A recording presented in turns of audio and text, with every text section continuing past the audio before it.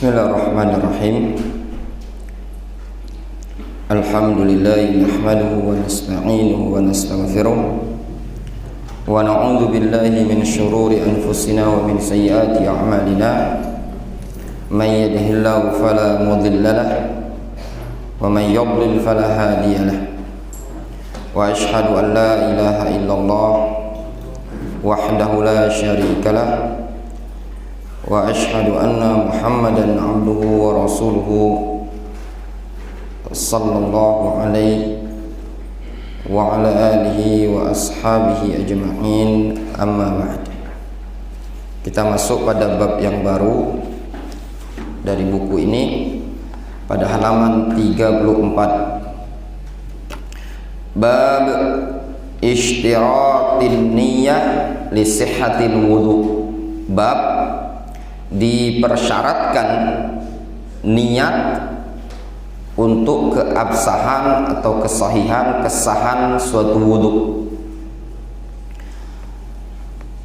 Pada bab ini penulis menyebutkan merupakan syarat sahnya wudhu harus ada niat. Niat di sini ada dua makna. Yang pertama, niatul ibadah. Niatul ibadah atau yang dikenal dengan niatul amal. Niat untuk mengerjakan suatu amalan ini tadi. Ketika dia hendak berwudu, harus ada niat untuk berwudu. Bukan dalam artian tidak terpikir sama sekali, tidak terbesit sama sekali ingin mengerjakan suatu amalan tadi. Yang kedua, niatul ma'mulilah. Niat untuk siapa dia beramal ini tadi, untuk siapa dia berwudu. Dua-duanya ini tadi harus ada. Yang pertama, niatul amal adalah niat untuk mengerjakan suatu perbuatan. Ini yang biasa diistilahkan oleh ahli fikih di buku-buku fikih mereka. Ketika disebutkan niat, maka yang dimaksudkan adalah niatul amal. Niat untuk apa dia melakukan suatu perbuatan amalan ini tadi. Yang kedua, niatul ma'mulilah.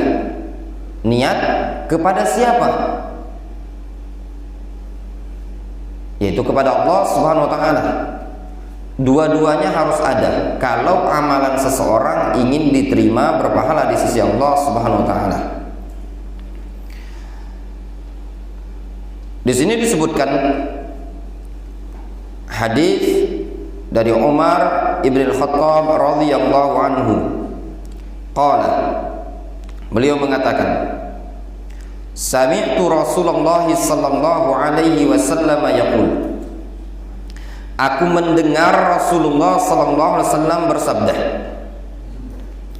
innamal a'malu binniyat wa innama likulli imri'in ma nawa. Rasul mengatakan, innamal a'malu binniyat. Sesungguhnya amalan-amalan itu teranggap binniyat, dengan niat.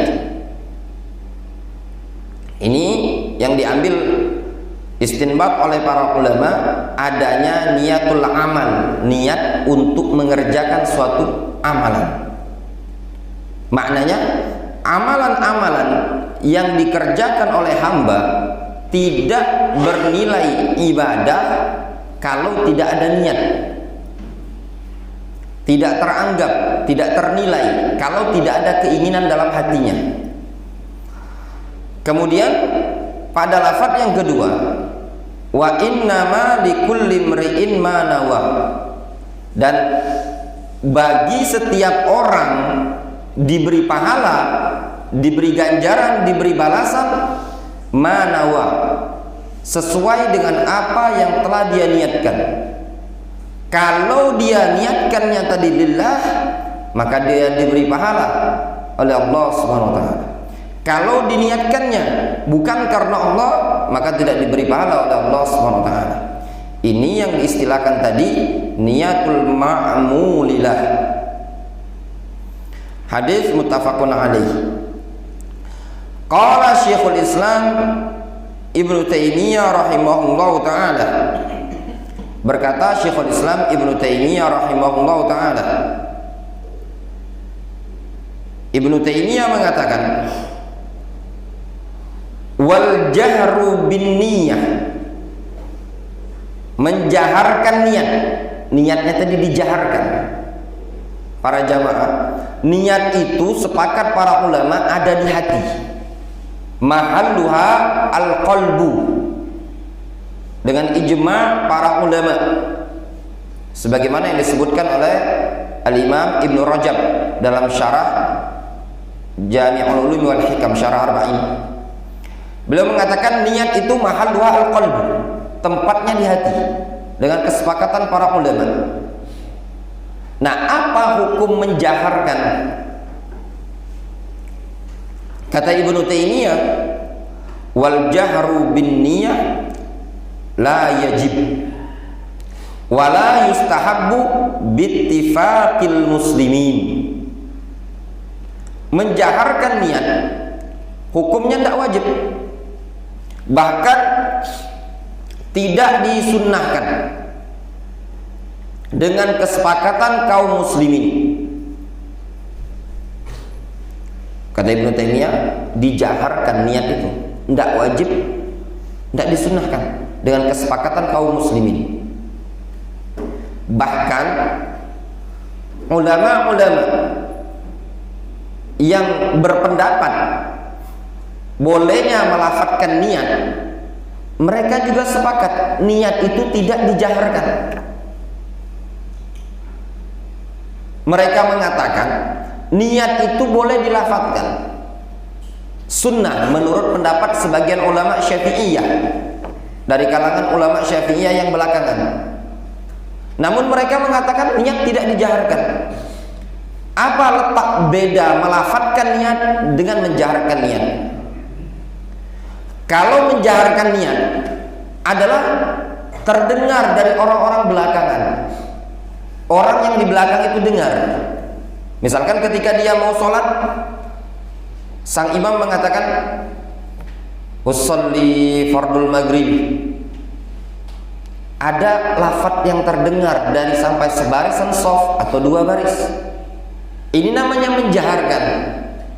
Kalau melafadzkan itu dilafadzkan di lisan dia, mungkin dia saja yang terdengar, orang lain tidak terdengar, itu namanya melafadzkan.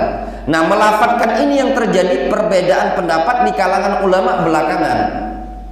Adapun di zaman dahulu tidak dikenal di kalangan para ulama istilah talaffuz bin niyah. Makanya letak khilafnya mereka adalah hukum at-talaffuz bin niyah, bukan hukum menjaharkan niat. Kalau menjaharkan niat, mereka sepakat itu tidak diperbolehkan, tidak diwajibkan, tidak disunnahkan. Yang mereka perselisihkan itu adalah hukum melafadzkan dengan sir.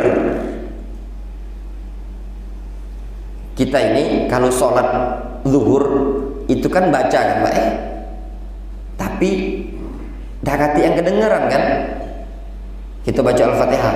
Nah, seperti itulah maksud sebagian ulama yang berpendapat niat itu dilafadzkan. Difahami? Bukan dilafadzkan dengan cara dikeraskan. Kalau itu mereka juga tidak berpendapat. Jadi letak orang-orang belakangan di zaman sekarang keliru di dalam memahami kalam para ulama. Balil jahiru bin niyah mubtadi'un mukhalifun lisyari'ah. Bahkan menjaharkan niat adalah mubtadi'. Orang yang menjaharkan niat adalah mubtadi', dianggap sebagai ahli bid'ah, mukhalifun lisyari'ah, dianggap menyelisihi syariat. Yang mereka perselisihkan berkaitan dengan masalah talafud bin niyah. Mayoritas para ulama di zaman dahulu, bahkan dari kalangan ulama Syafi'iyah minal muhaqqiqin seperti An-Nawawi dan yang lainnya, mereka mengatakan niat itu tidak dilafadzkan. Yang berpendapat melafadzkan niat itu, orang yang pertama kali berpendapat seperti itu, kata Imam An-Nawawi, Abu Abdillah Az-Zubairi. Kata Imam An-Nawawi, pendapat Abu Abdillah Az-Zubairi ini menyelisihi ulama muhaqqiqin dari kalangan Syafi'iyah. Kemudian kita baca faedah yang disebutkan di buku ini. Fawaidul bab, faedah pada bab ini. An-niyah lughatan al-qasdu. Niat itu secara bahasa al-qasdu, keinginan. Ketika seseorang ada keinginan untuk mengerjakan sesuatu, berarti ada niat pada dia. Wa syar'an, adapun secara syar'i, niat adalah hiya azmul qalbi ala fi'lil ibadati taqarruban ila Allah subhanahu wa ta'ala. Azmul qalbi, tekad dari hati untuk mengerjakan ibadah dalam rangka taqarrub kepada Allah subhanahu wa ta'ala. Itu adalah niat. Secara syar'i, tekad bulat yang berasal dari hati untuk mengerjakan suatu ibadah dalam rangka taqarrub kepada Allah subhanahu wa ta'ala. Faedah yang berikutnya, an-niyah. An-niyah syaratun li taharatil hadathi mutlaqan al-asghari wal akbar bil ma' awit tayammum. Niat adalah syarat untuk bersuci dari suatu hadas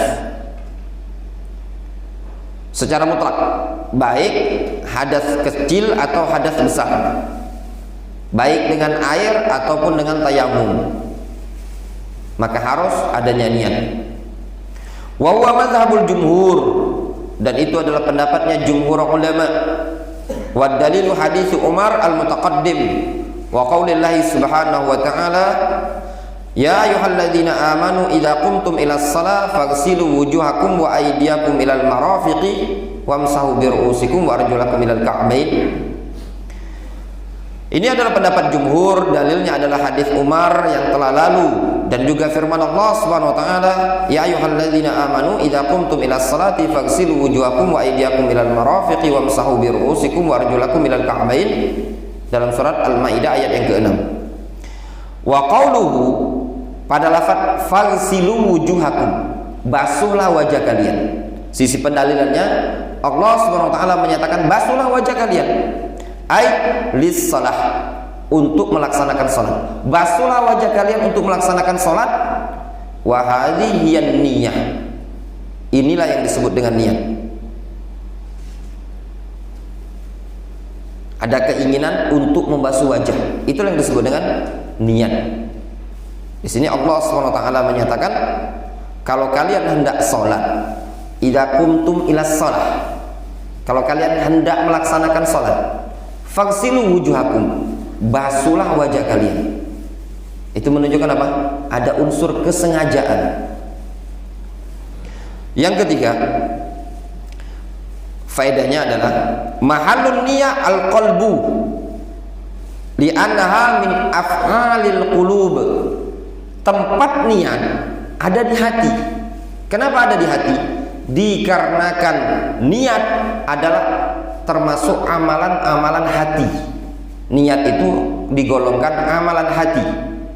Ketika para ulama menyebutkan al-iman qaulun wa amalun, qaulul qalbi wal lisan wa amalul qalbi wal jawarih. Ketika disebutkan iman itu apa? Qaulun wa amalun. Qaulun maknanya qaulul qalbi wal lisan, ya. Kemudian amalul qalbi wal jawarih. Mereka para ulama menyebutkan, ketika menyebutkan amalul qalbi, mereka mengatakan an-niyah. Di antaranya adalah an-niyat. Atas an-niyat wal khauf wal raja wal mahabbah itu semua amalan-amalan hati. Qala Syekhul Islam Ibnu Taimiyah, berkata Syekhul Islam Ibnu Taimiyah, mahallun niyat al-qalbu bittifaqil a'imma al-arba'ah wa ghairihim. Tempatnya niat itu ada di hati dengan kesepakatan para ulama yang 4 imam mazhab dan juga selain mereka. Intinya para ulama sepakat niat itu ada di hati, bukan di lisan.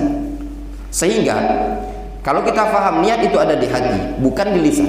Kalau seandainya ada orang melafatkan niat di lisan, niatnya dilafatkan, tapi di hatinya tidak ada niat, amalannya tidak sah. Contoh, ada orang disuruh sama atasannya, sholat kamu, tapi dalam hatinya tidak mau dia sholat. Dilafatkan sama dia di lisan, namun hati tidak ada keinginan untuk sholat, sholatnya juga tidak sah. Faedah yang berikutnya, at-talaffuz bin niyah bid'atun bittifaqil a'imma al-arba'ah. Melafatkan niat adalah kebid'ahan dengan kesepakatan 4 imam mazhab.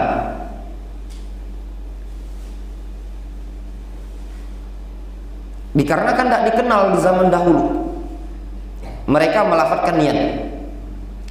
Paling mentok mereka berdalil dengan ucapan Imam Syafi'i bahwasannya sholat itu dimulai dengan zikir. Apa maksud zikir di sini? Zikir yang dimaksud adalah takbiratul ihram. Kenapa? Dikarenakan takbir adalah zikir. Kalau niat bukan zikir kan? Bukan zikir. Sehingga kurang keliru kalau memaknakan kalam Imam Syafi'i, salat itu dimulai dengan zikir. Berarti niat ya digolongkan zikir, padahal niat bukan bagian dari zikir. Mungkin mereka berdalil dengan haji dan umroh. Ketika haji dan umroh, orang melafatkan ketika mau mulai ya, labbaik Allahumma umratan. Kita katakan, dijawab oleh para ulama, ini juga bukan niat. Niat itu ada dalam hati. Tapi apa? Zikir permulaan masuk manasik umroh, manasik haji yang harus dilafatkan. Kenapa? Buktinya lafadznya labbaik Allahumma umratan atau labbaik Allahumma hajjan. Ya enggak? Kalau niat tentu lafadznya bukan seperti itu. Tapi gimana lafadznya? Nawaitu umratan, nawaitu hajjan. Permasalahannya uji gitu. Ngapa idak ganti we? Pas wudu nawaitul wudu. Pas salat nawaitu shalah usolli. Ngapo pas haji umroh labbaik Allah, labbaik kami seru panggilanmu, Allahumma umrotan, ya Allah terimalah umroh ini tadi. Berarti kan zikir, doa, bukan bagian niat. Niat itu seperti nawaitul wudu, aku sengaja berniat untuk wudu. Usolli, aku sholat, itu namanya niat. Nawaitu shauma ghadin, ya, aku berniat untuk berpuasa esok. Jadi permasalahan, ngapa pas umroh juga tidak seperti itu, tidak dengan lafadznya nawaitu. Wala yajuzu at-talaffuzu biha wa man talaffadha biha fahuwa athimun. Tidak diperbolehkan melafatkan niat. Barang siapa yang melafatkan niat, maka sungguh dia berdosa. Jadi itu adalah pendapat dari kalangan ulama terdahulu. Li'annahu lam yunqal 'anin nabiy sallallahu alaihi wasallam at-talaffudzu biha wala an ashabihi radhiyallahu anhum. Wala amara an-nabiy sallallahu alaihi wasallam ahadan min ummatihi biha. Dikarenakan tidak dinukilkan dari Nabi sallallahu alaihi wasallam melafatkan niat, Juga tidak dinukilkan dari sahabat bahwasanya mereka melafadzkan niat. Juga Nabi tidak pernah memerintahkan umatnya seorang pun untuk melafadzkan niat. Wali annaha aidan min af'alil qalbi la al-lisan. Dan juga alasan berikutnya, dikarenakan niat itu amalan hati, bukan amalan lisan. Jadi yang penting itu di hati. Kemudian wal maqsudu bitalaffuz. Dan yang dimaksudkan dengan talafud, ayaqul, dia mengatakan nawaitu an atawaddoa di sholati kadza wa kadza au nahwi kadza. Yaitu seseorang mengatakan, aku berniat untuk berwudu melaksanakan sholat ini. Aku niat untuk berwudu dalam rangka melaksanakan sholat ini dan ini, atau seperti ini. Wa kadza fi shalah wa siyamul haji. Demikian juga pada salat, puasa, haji.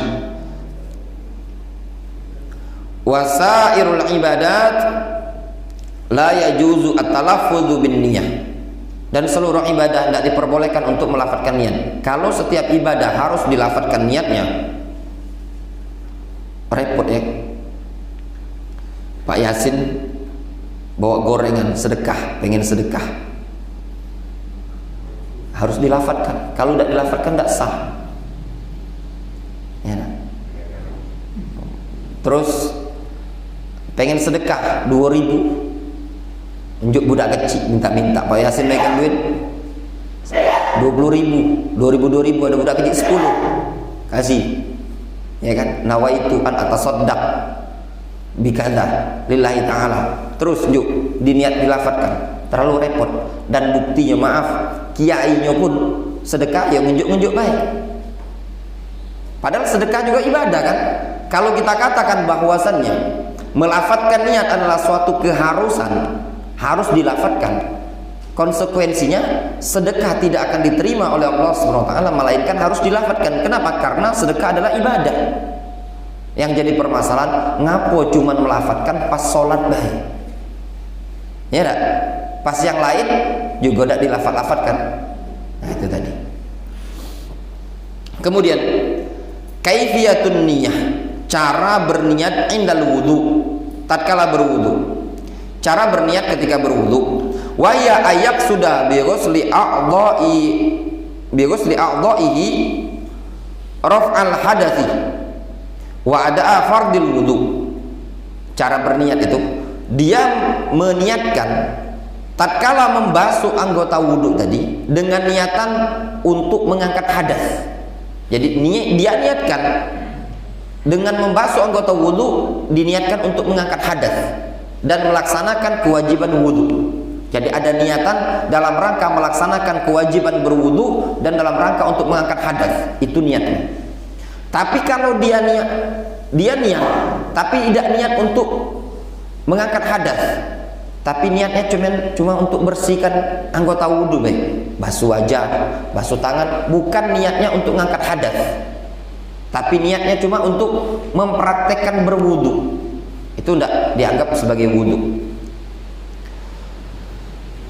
Faedah yang berikutnya, yang keenam, idza nawal wudhu li fardin minal furud fa innahu yajuzu lahu ayyusalli bidzalikal wudhu ghairaha minas salawat. Apabila dia sudah berniat untuk berwudu dalam rangka menjalankan satu kewajiban dari kewajiban wudu, atau apabila dia sudah berniat untuk berwudu dalam rangka melaksanakan suatu kewajiban dari kewajiban yang lain, misalkan sholat dan yang lainnya, fa innahu yajuzu lahu ayyusalli bidzalikal wudu ghairaha minas salawat. Maka boleh bagi dia untuk sholat dengan wudhu tadi serta yang lainnya dari sholat-sholat yang ada. Dalam artian, kalau dia sudah berniat untuk berwudhu dalam rangka melaksanakan kewajiban yang lain, maka boleh-boleh saja dia sholat dan sholat-sholat yang lain. Au tawaddu'a li naflin jazalahu wa yusalli bil fardhu. Atau tatkala dia berwudhu dengan niat melaksanakan sholat sunnah, maka diperbolehkan bagi dia untuk sholat wajib dengan wudhu tadi. malam yang takit wudu'uhu, selagi wudunya belum batal, walau lau yanwi dzalika indal wudu, walaupun dia tidak meniatkan kewajiban tersebut tatkala berwudu. Gambarannya gini, ada seseorang berwudu. Nah, misalkan Pak Yasin berwudu. Pak Yasin ini ingin berwudu, niatnya sholat wajib untuk melaksanakan sholat zuhur. Nah, diperbolehkan bagi Pak Yasin juga sholat sunnah dengan wudu tadi. Ketika Pak Yasin berwudu, niatnya untuk melaksanakan sholat sunnah, sholat duha. Misalkan jam 11 kan masih kan dapat waktu duha kan, niatnya untuk melaksanakan sholat duha. Ternyata dari jam 11 sampai jam 12 wudunya belum batal, maka boleh dipakai untuk sholat sunnah. Jadi tidak mesti diniatkan, aku ini dalam hati tadi niatnya untuk sholat wajib dan sholat sunnah, itu tidak mesti seperti itu. Kemudian faedah yang berikutnya, al-hikmah min masyru'iyatin niyah, hikmah disyariatkannya niat, hiya tamyizul adat anil ibadat, dalam rangka untuk membedakan mana yang merupakan kebiasaan, mana yang merupakan ibadah. Dengan niat, orang punya kebiasaan rutinitas, setiap subuh dia bangun mandi sebelum sholat subuh. Sebelum sholat subuh tiap hari dia mandi. Suatu malam dia junub, kemudian mandi. Untuk membedakan mandi malam ini dengan malam kemarin adalah niat. Mandi malam kemarin adalah mandi kebiasaan, rutinitas. Mandi malam ini adalah mandi ibadah dikarenakan janabah. Yang membedakannya apa? Niat. Wong berangkat begawi, tiap hari jam 7 pagi masuk ngantor. Rutinitas bukan? Rutinitas. Yang membedakan apakah dia niatkan ibadah dalam rangka menjalankan kewajiban mencari nafkah, ataukah cuma sekedar rutinitas, itu yang membedakan niat. Itu diantara faedah niat. Ka'ayyal tasila rajulun bi qasdi tabarrud, seperti kondisi seseorang yang mandi dengan tujuan untuk mencari kesegaran. Wa akhar yaghtasilu bi qasdi raf'il janabah, sedangkan orang lain mandi dengan tujuan untuk mengangkat janabah. Sama-sama mandi, yang membedakan mereka apa? Niat. Misalun, contoh, lau anna rajulan alaihi ghuslul janabah wa nasiya dzalika wa dakhala yaghtasilu bi qasdi tabarrud summa dzakara ba'da an kharaja min mughtasalihi, naqulu lahu la yujzi'uka hadzal ghuslu an ghuslil janabah wa wajaba 'alaika an taghtasila marratan ukhra bi niyatil janabah. Contoh gambarannya, apabila ada seseorang yang punya kewajiban untuk mandi janabah. Ada seseorang punya kewajiban mandi janabah, namun dia lupa kalau dia sedang janabah. Mungkin antum pernah ngalami ya. Kita ini ada junub, kemudian kita mandi, lupa kalau kita ini sedang junub. Kita niatkan mandi ini cuman mandi untuk bersih-bersih berangkat kantor.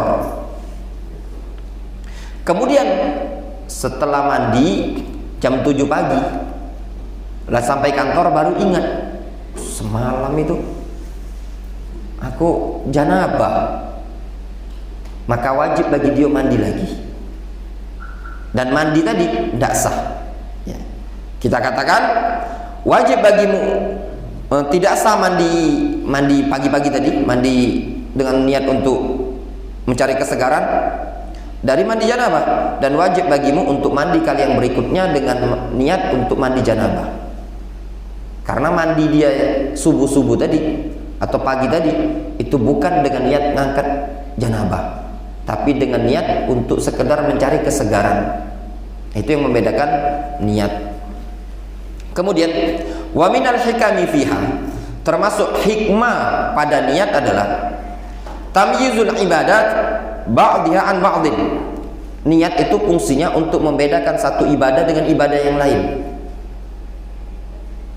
Kak Bowo masuk masjid, sholat ini tadi sholat 2 rakaat qobliyah subuh, ya, nah. Kemudian beliau sholat lagi 2 rakaat sholat subuh. Yang membedakan antara niat beliau ini dengan yang membedakan antara sholat qobliyah subuh dengan sholat subuh sama-sama 2 rakaat adalah niat. Jadi niat itu pembeda antara satu ibadah dengan ibadah yang lain. Katamyizi sholati zuhri anil asri, seperti pembeda antara sholat zuhur dan sholat asar. Wa duha an sunnati qabla zuhri, pembeda antara sholat duha dari sunnah qabla zuhur. Dengan niatlah akan terbedakan antara sholat zuhur dengan sholat asar. Ada orang musafir, ada orang ingin berangkat safar, dia ini menjamak sholat. Misalkan di sini Kak Bowo ini pengen berangkat ke Sekayu, berangkatnya jam 1 siang atau jam 2 siang. Di sini beliau sholat zuhur 4 rakaat, kemudian beliau langsung jamak dengan asar 4 rakaat. Nah, kadang ada lagi wong tuh jadi dia datang ke wilayah, suatu wilayah, misalkan gambaran balik dari Sekayu Kak Bowo, antum sampai di Palembang ini, misalkan di Musola Mukarramah ini, pas lagi azan asar, ya enggak? Pas azan asar, antum wudhu masuk, pas masuk wong lagi komat, Allahu Akbar, Allahu Akbar. Di sini kalau kita musafir niatnya, pendapat yang tepat adalah diniatkan sholat yang duluan. Duluan apa? Zuhur. Niatkan zuhur dulu, baru niatkan asar. Walaupun ada sebagian para ulama mengatakan niatkan asar. Kenapa? Karena sudah masuk asar, baru niatkan zuhur. Tapi kalau anak pribadi lebih condong ke pendapat yang menyatakan urutkan sholatnya tadi, zuhur dulu baru asar. Kita sebaris ini, ya, Pak Wahid dan jamaah sekalian, niatnya asar. Ternyata ada jamaah kita sih kok, ya, Kak Bowo ini dengan niat zuhur.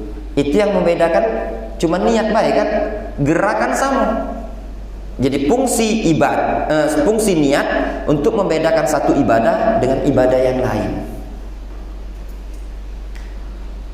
Fa inna ma tatamayyazu hadhi kulluha bin niyah allati nawaha fi qalbihi. Dikarenakan ibadah-ibadah ini bisa terbedakan satu sama lainnya dengan niat yang ada dalam hatinya tadi. Wa ghairiha minal hikam, dan yang selain itu dari hikmah-hikmah yang ada. Jadi di antara hikmah niat ini tadi untuk membedakan kebiasaan kita dengan ibadah, dan juga untuk membedakan ibadah yang satu dengan ibadah yang lain adalah dengan niat. Wallahu taala a'lam bishawab. Kita cukupkan dulu kajian kita sampai di sini.